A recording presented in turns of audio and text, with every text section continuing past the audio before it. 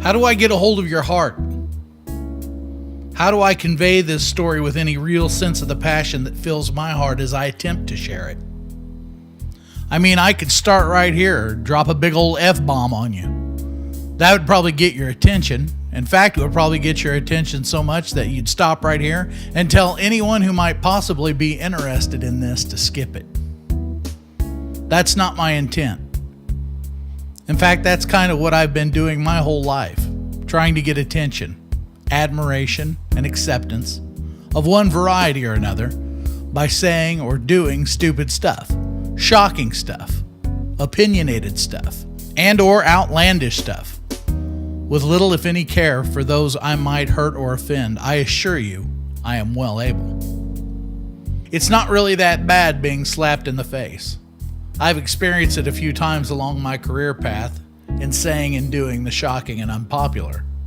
A really good, hard, open-handed slap in the face doesn't even hurt that bad. At first, it's almost like shell shock. There's a jarring impact that leaves your face numb and your ear ringing. You glide through the slow motion of time that occurs as your brain races to figure out what the crap just happened. You can feel involuntary tears begin to drip down your cheek, the burn slowly increasing to a roar as blood floods your facial capillaries. Then you can feel your heart beat in your face as the heat rises. I've been slapped by God as well. And while it is in some ways similar, it is not a punitive slap brought on by anger or revenge. It's more like the slap a very large and all-powerful doctor applies to a newborn baby as he encourages it to draw its first breath outside of its mother. That slap is actually a jolt that says, "Welcome to the rest of your life. Welcome to the real world." If any newborn babies are watching this, I'd advise you to take that message to heart and be prepared, because life is full of slaps. The slaps I have experienced from God, and I'm using the term slap figuratively, have been intended to jolt me from one phase of my life into another. The last happened not too long ago. I've always been a bit of an outsider. I just never seemed to fit in. I've had many friends, but my relationships with them have generally taken place outside of their regular circle of friends. I've never truly felt like a genuine part of any group, including my own biological family. I am in my own heart and mind on the outside looking in. Turns out, this is neither a bad thing nor an uncommon thing. However, arriving at that understanding would take years. For me anyway.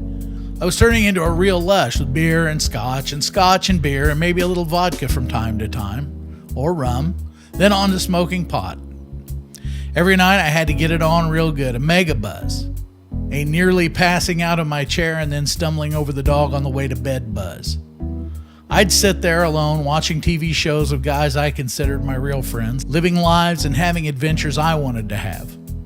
I drank and laughed and cheered them on. It was the only way to get to sleep, because it was the only way to silence the voices. Of course, the voices were mostly my own, crying and whining about past hurts, guilt, failures, injustices, feelings of inadequacy, arguments with ghosts of offenders past, a litany of self-loathing run amok. On special occasions, the voices wouldn't stop. They would amplify and turn my inward rage into a pity party deluxe. I'd become convinced that no one loved me, even people who claimed to be my friends. I'd sail into ridiculous drunken tantrums and rage, yelling and cursing and screaming, throwing and breaking things, acting like a complete and utter fool. I know you think you've heard this testimony before. The thing is, this is not how I came to the Lord. This is the testimony of a guy who had been in ministry for several years, was in seminary at the time, was serving as paid staff at a local church, leading music, leading youth, and occasionally even speaking from the pulpit. It's the testimony of what I was doing when I wasn't at church. You see, I have lived this testimony twice in my life. The first time, as you may have suspected, was when I came to the Lord. After years of being a wild child and rock and roller wannabe, pronounced idiot, for several years after that, everything seemed great, and then one day it all just fell in. The second time I lived this testimony, all that litany of hurt and injustice and self-loathing was in part due to the experiences I had had in church. Did I get your attention? Sometimes we put God in a position where the only way he can get our attention is with a good slap.